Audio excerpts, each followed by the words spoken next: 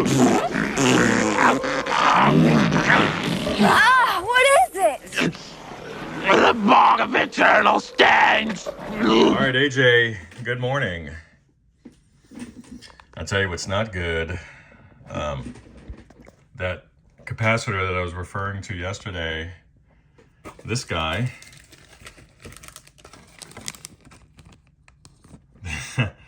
these Rivera brand caps are infamous in the oscilloscope world for shorting or burning open, as they should. Well, they shouldn't, but they do. And when they fail, they are designed to open up. Why? Well, I'll tell you why. And this one did its job, but like all the other Rivera caps that that people complain about, it failed in a spectacular fashion. They're infamous for like my phone is for not focusing. Let's get some light. It was sitting here.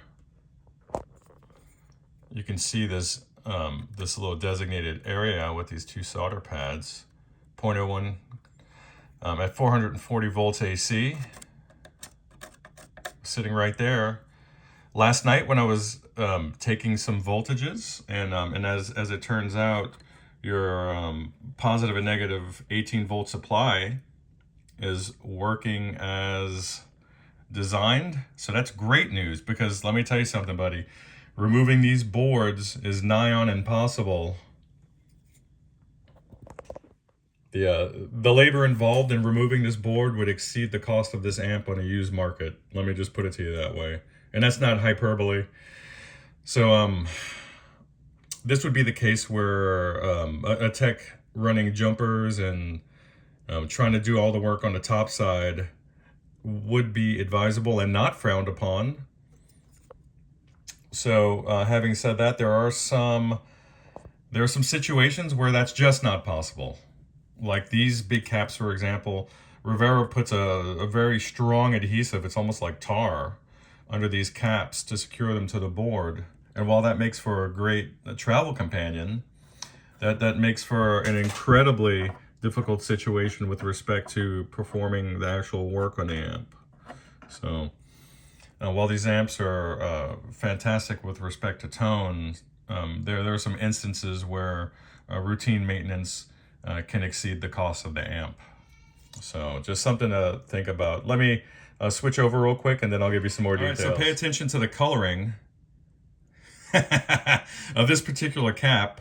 It should be gold colored, but as you can see, there was some significant swelling, which caused the actual heat shrink over the cap to fail. And then there you can see,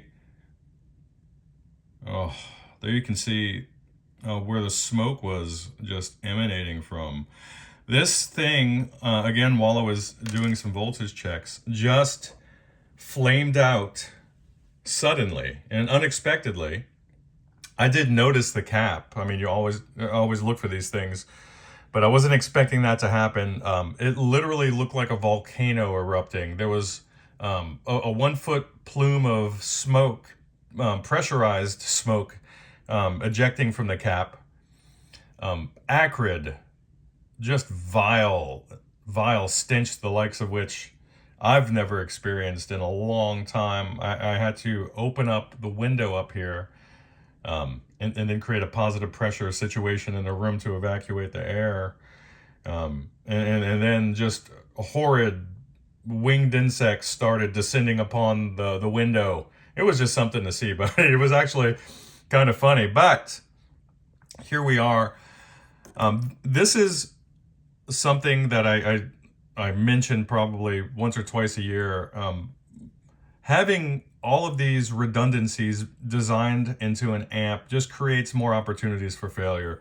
There's already a cross-line filter sitting over on the input side of the transformer. So why they decided to add another potential point of failure across the high tension secondaries just is beyond me. It's just an overcomplication and over-engineering of a situation that didn't need to exist in the first place. So just choose where you want this filter to go and just stick with it. If you want it across that, that's fine. But you're just creating more opportunities for failure. So the amp will run perfectly fine without that. There's no need for this thing to be here. I was going to add one using a Y-class cap going to the chassis and off of the neutral, but I don't need to do that because it's already present. So there you have it. Update soon as I work my way through this amp. There are a ton of dry solder joints that I didn't notice prior on initial inspection.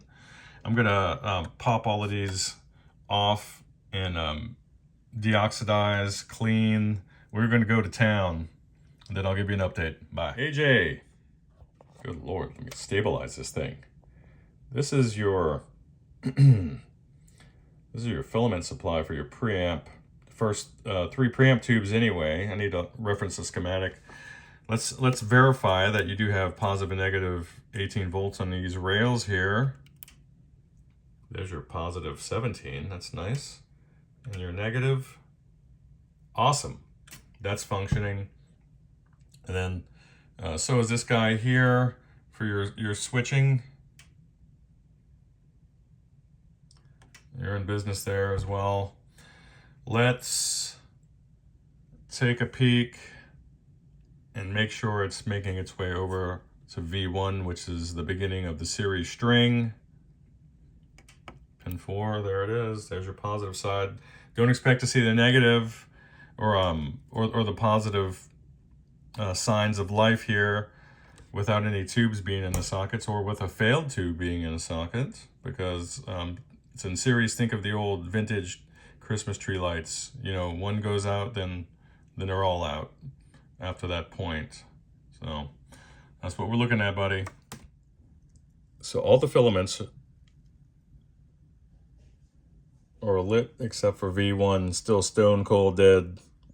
We'll get to the bottom of this. AJ, what's up, buddy? So, what was the deal?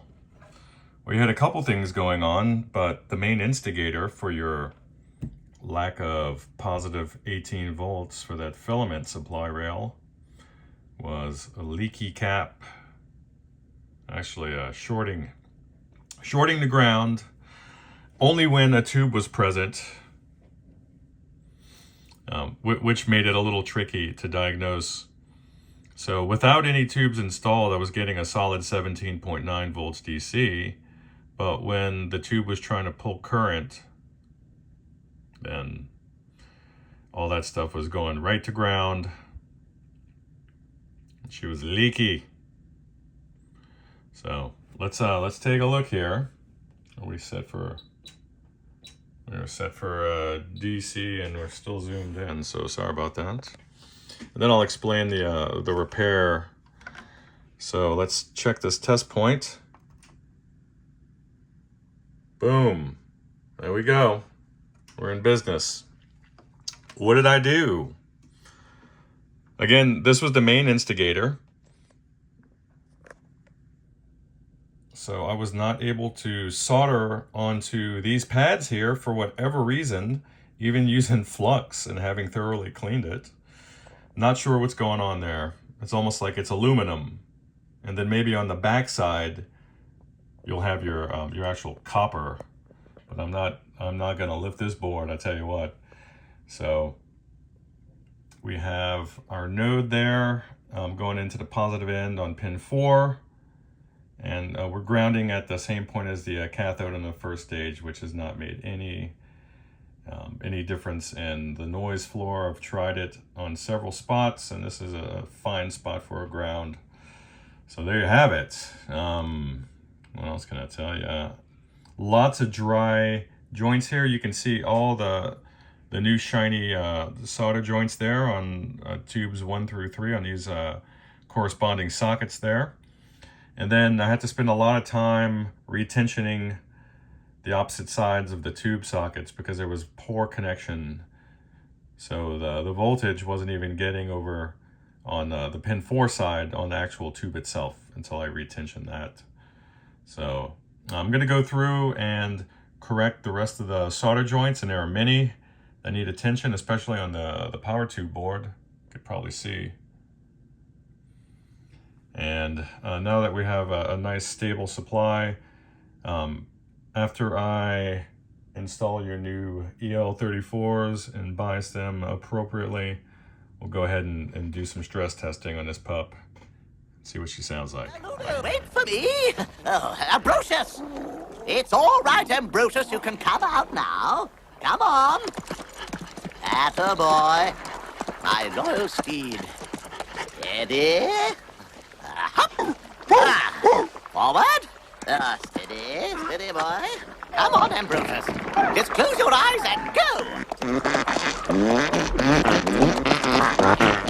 Let's get out of here.